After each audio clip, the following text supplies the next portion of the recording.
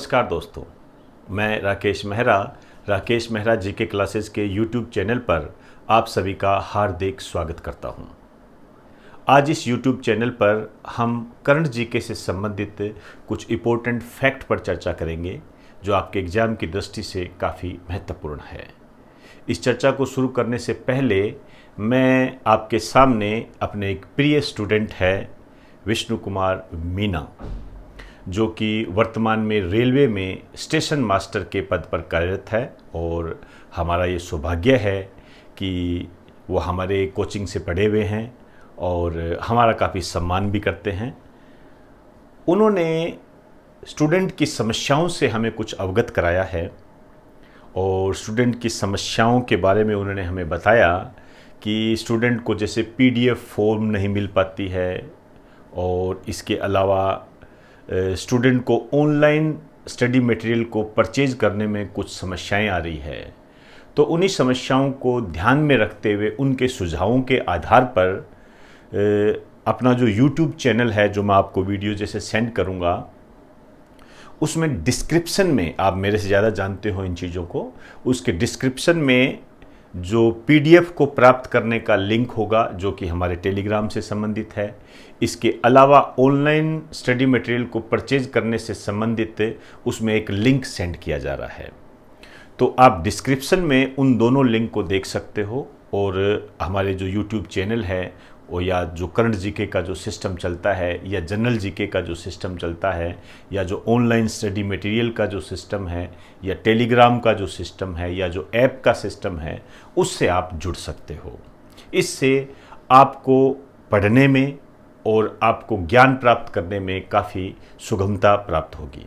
सरल बनाने के लिए ही उनकी एडवाइस पर ही मैं आपके सामने ये रख रहा हूँ।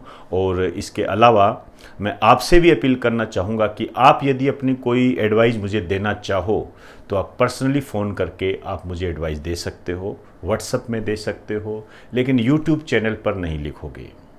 यूट्यूब चैनल पर लिखने की कोई आवश्यकता नहीं है। यूट्यूब चैनल पर यदि आप लिखना चाहते हो तो आप ये लिखिए कि आपको जो मैंने करंट जीके उपलब्ध करवाया है या जो मैंने ऑनलाइन स्टडी मटेरियल आपको जो उपलब्ध करवाया है, जो बच्चे जुड़े हुए हैं उनकी बात कर रहा हूँ, उनको वो कैसा लगा, उनको पढ़ने के बाद मैंने जो आपको बताया उसमें आपको वो समझ में आया, कितना समझ में आया, उसके बारे में बताइए। और इसके अलावा यदि आप मेरे लिए कुछ करना चाहते हो, आप चाहते हो कि हम सर के लिए कुछ करें, तो मैं आपसे ये अपील करना चाहूँगा कि यदि आपको ये वीडियो अच्छा लगता है तो आप उसको शेयर करें, सब्सक्राइब करें, ताकि अन्य लोग भी इसके बारे में जान सकें।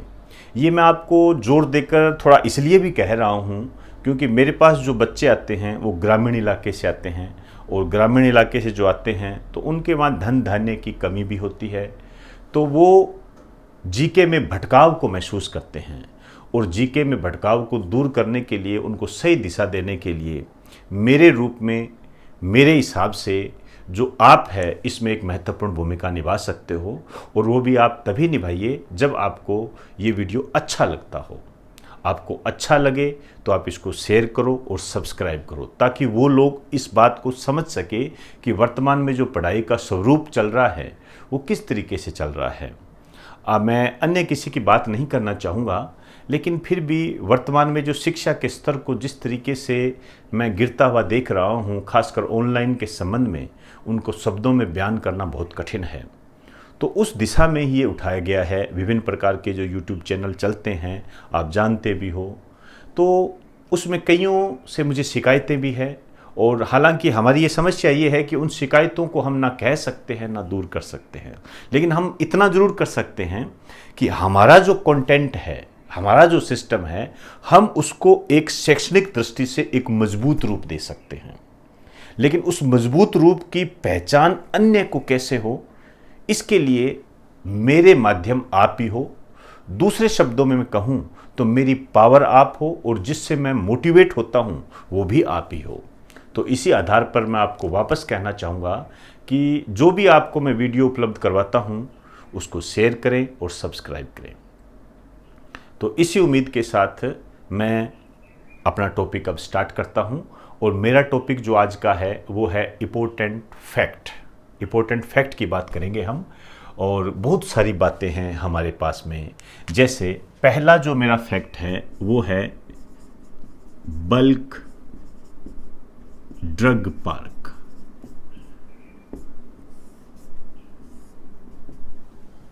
बल्क ड्रग पार्क है ये। वैसे तो देखिए नाम से ही पता लग रहा है, ये पार्क उस तरीके का नहीं है जैसे आपने कभी नाम सुना होगा सेज, स्पेशल इकोनॉमिक जोन, उस टाइप का मैटर है ये। तो ये जो है ये दवाइयों के निर्माण से संबंधित है।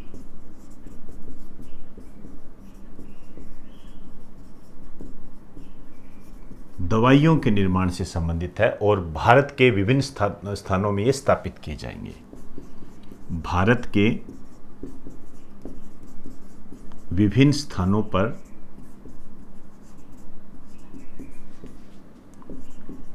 ये पार्क स्थापित होंगे।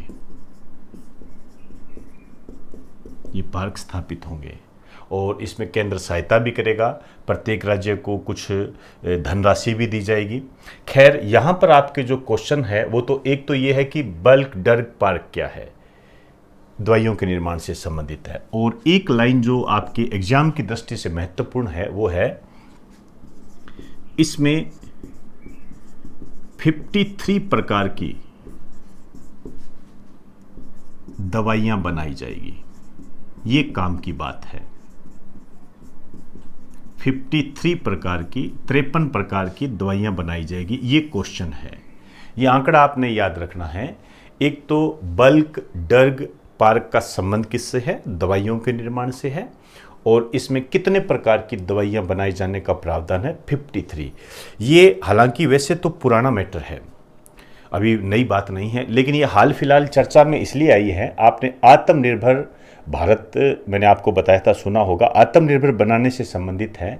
हम क्या है, हमारे देश में जो दवाइयाँ बनती है उसमें जो कच्चा माल आता है वो चाइना से आता है। और आप चाहे कोविड-19 के संदर्भ में इसको देख लीजिए, चाहे आप भारत चीन तनाव के संबंध में देख लीजिए, तो इन दोनों स्थितियों में हम वहाँ से कच्चा माल नहीं मंगा सकते। और कच्चा माल नहीं मंगा सकते इस कारण से जो दवाइयों के निर्माण की प्रक्रिया को जो पूरा करना है वो इन पार्क के माध्यम से पूरा किया जाएगा। तो एक तो आप ये ध्यान रखें कि 53 प्रकार की दवाइयाँ बनाई जाएगी, और ये जो इन पार्क का जो रिलेशन है वो दवाइयों के निर्माण से है। क्लियर? आइए दूसरा है, भारत ने बादाम पर वायदा कारोबार को मंजूरी दी। बादाम पर वायदा कारोबार को मंजूरी दी। ये मैं आपको इसलिए बता रहा हूं कि बादाम में वायदा कारोबार को मंजूरी देने वाला भारत विश्व का पहला देश है। एक लाइन लिखिए, इस दृष्टि से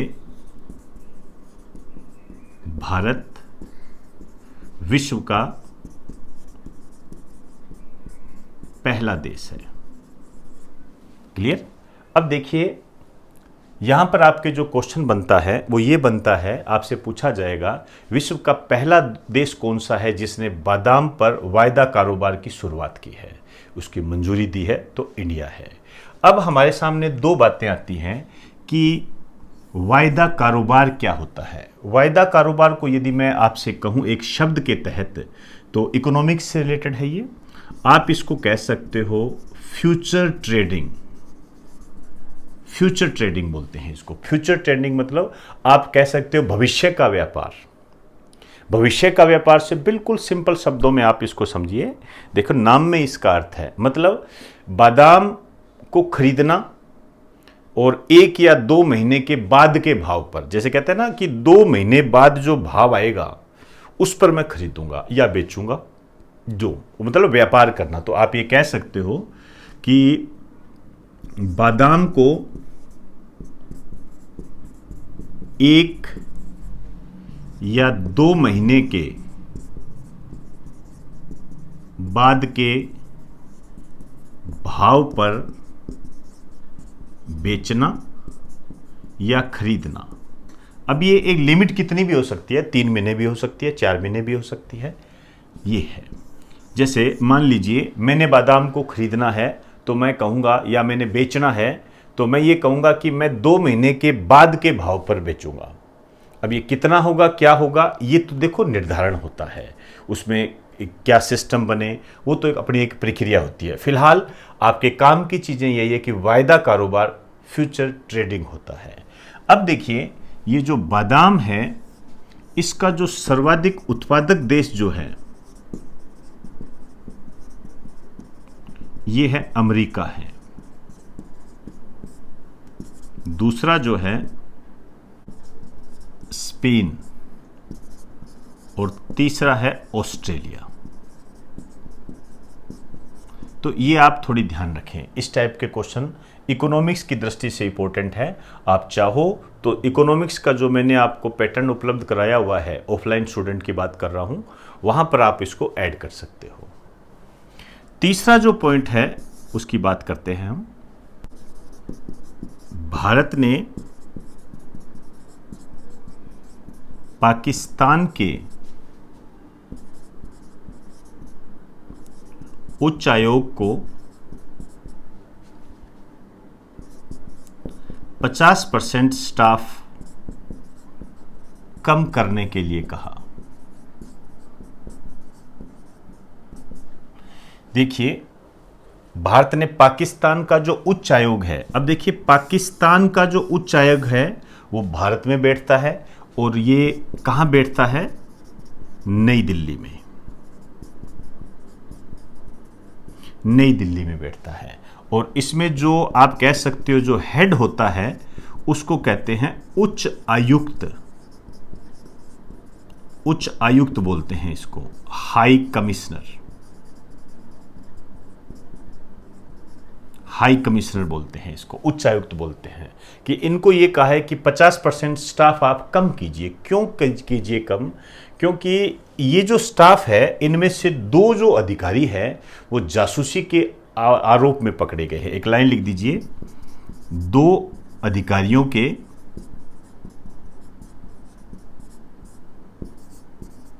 जासूसी में पकड़े जाने के कारण। आपने देखा था ये हाल फिलहाल अखबारों में काफ़ी चर्चा में थे ये। तो उच्च आयोग को ये कहा है कि 50% स्टाफ आप कम करें। और भारत भी जो पाकिस्तान में अपना उच्च आयोग है, मतलब पाकिस्तान में भारत का जो उच्च आयोग है, वहाँ पर भी सेम यही प्रक्रिया अपनाएगा। अब देखिए यहाँ पर जो बातें सामने आती है वो ये है, ये उच्च आयुक्त क्या होता है। देखिए एक शब्द आपने कभी सुना होगा, मैं यहाँ लिख देता हूँ।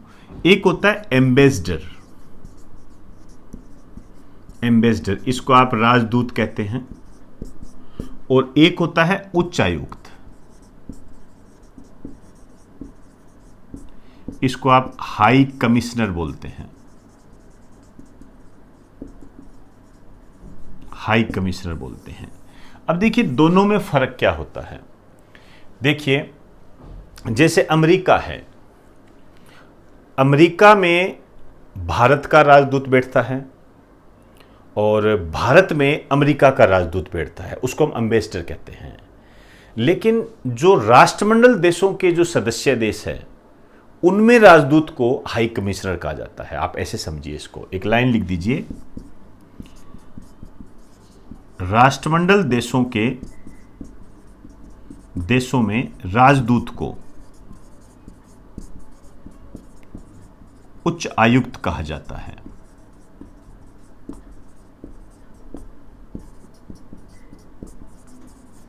राष्ट्रमंडल देश क्या होते हैं, कॉमनवेल्थ कंट्री। ये क्या होते हैं, कॉमनवेल्थ कंट्री वो होते हैं जो कभी ब्रिटेन के अधीन रहे थे, जैसे इंडिया हो गया, और हालांकि पाकिस्तान बाद में बना था लेकिन राष्ट्रमंडल का सदस्य माना जाएगा।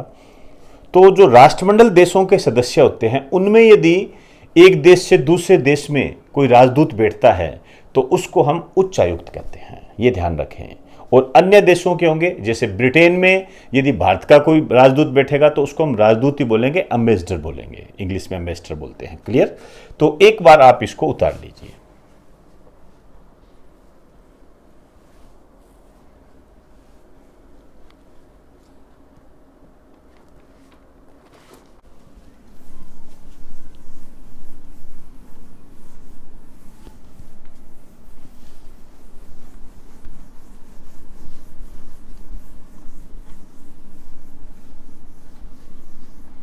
अब देखिए कुछ शब्द हैं जो आपने ध्यान से समझना है, इकोनॉमी से संबंधित शब्द हैं। चौथा लिखिए, एक शब्द आया है वी शेप रिकवरी। इसको इंपॉर्टेंट लगा दीजिए, इस टाइप के क्वेश्चन वर्तमान में बनने में लगे हैं और पहले भी आते रहे हैं ये। इसमें क्या होता है, इसका अर्थ क्या है? इसका अर्थ है अर्थव्यवस्था में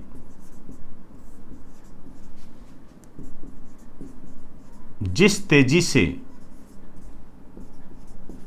गिरावट आई है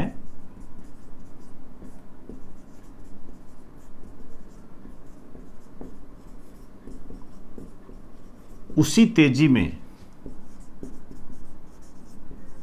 सुधार करना, उसी तेजी से सुधार करना। कहने का मतलब यह है कि जैसे वी शेप है, वी को ऐसे लिखा जाता है, तो देखिए ये अर्थव्यवस्था में गिरने का सिंबल है और ये अर्थव्यवस्था में उठाव का है। ये तो यही तो कह रहा है वी शेप रिकवरी। कोविड-19 के कारण जिस तरीके से अर्थव्यवस्था में गिरावट आई है उसी को ध्यान में रखते हुए हमने इसी स्पीड में अर्थव्यवस्था में सुधार करना है। तो ये हमारे लिए एक शब्द बन गया वी शेप रिकवरी। यहां पर आपसे एग्जामिनर क्या पूछेगा?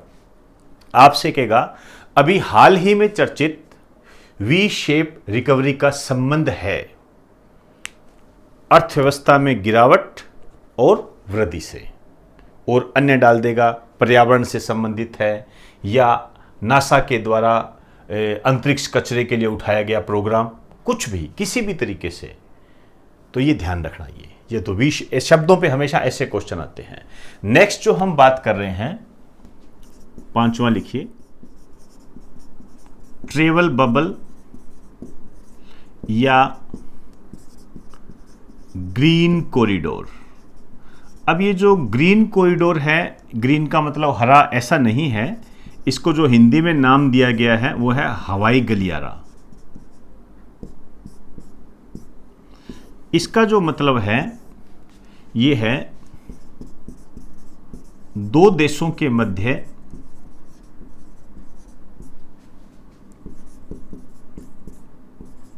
प्रतिबंध रहित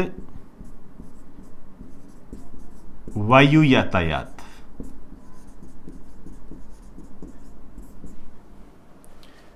अब देखिए ये जो शब्द है ये अमेरिका के संबंध में दिए गए हैं और कोविड-19 से रिलेटेड है। क्या है ये शब्द? देखिए, अब यदि अमेरिका से कोई यहां पर आता है तो उसे हम क्वारंटाइन करते हैं, या भारत से कोई अमेरिका में जाता है तो उसे क्वारंटाइन रखा जाता है। ये प्रक्रिया चल रही है और ऐसा करना जरूरी भी है। कोविड-19 के तहत ये प्रावधान भी है और WHO के नियमों के तहत, WHO के नियमों के तहत ही हम चल रहे हैं ये।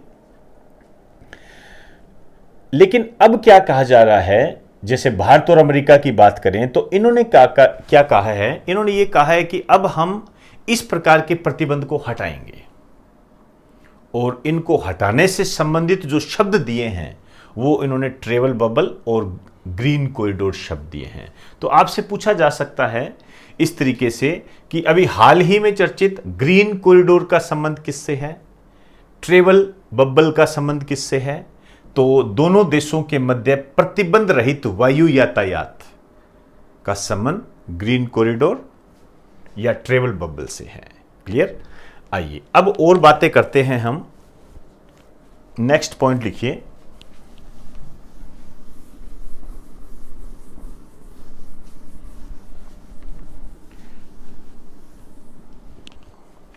हालांकि थोड़ी सी पुरानी बात है, मेरी नजरों में अभी आई है वो।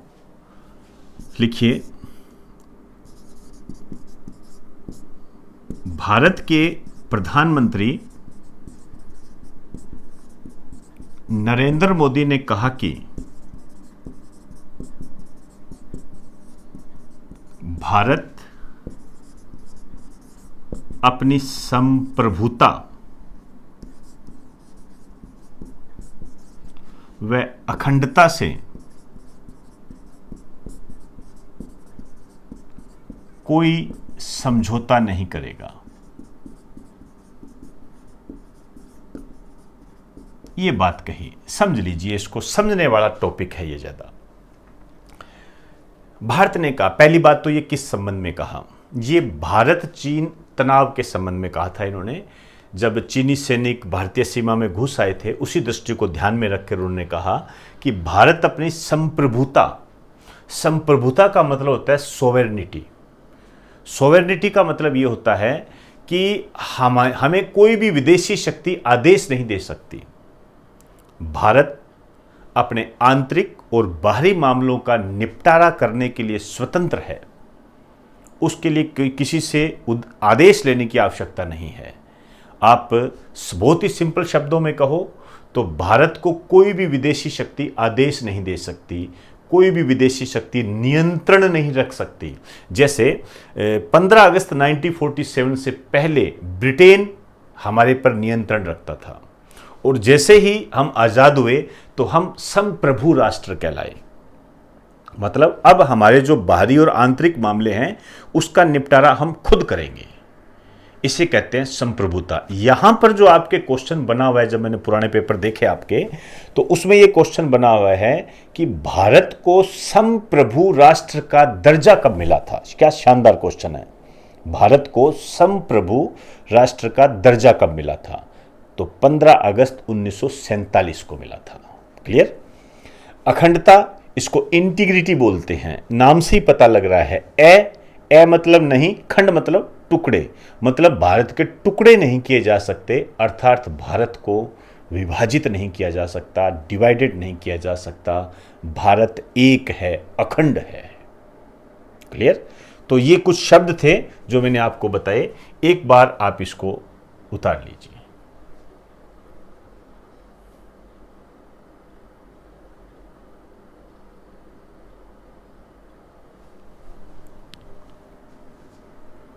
तो दोस्तों, आज हमने कुछ इम्पोर्टेंट फैक्ट पर चर्चा की जो आज या कल के न्यूज़पेपर में काफ़ी हाईलाइट थे। कुछ बातें पहले की भी की है, और ये आपके एग्ज़ाम की दृष्टि से जिस तरीके से क्वेश्चन बन सकते थे उस तरीके से मैंने आपको रिप्रेजेंट करने का ये प्रयास किया है।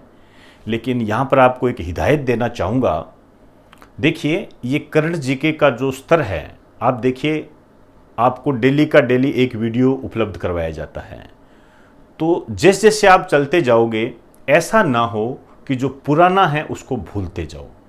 तो दोस्तों, यदि पुराना भूल गए, उसको रिवाइज नहीं किया, तो ये नाकामयाबी के कारणों में शामिल होने वाला सबसे ऊपर का कारण होता है। ये मैं बार बार आपको रिपीट करता हूँ, रिवाइज कीजिए जितना रिवाइज कर सकते हो। एक चीज़ को बार बार पढ़िए, फिर देखिए कामयाबी आपके निकट आती जाएगी।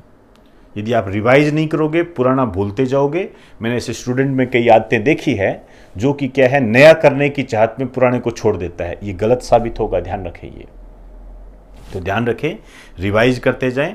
और ये वीडियो यदि आपको अच्छा लगा हो तो आप इसे शेयर करें और सब्सक्राइब कराएं, ऐसी मैं आपसे उम्मीद करता हूं। तो इन्हीं शब्दों के साथ मेरे नमस्कार को स्वीकार करते हुए मुझे इजाज़त दीजिए। आप सभी को मेरा नमस्कार।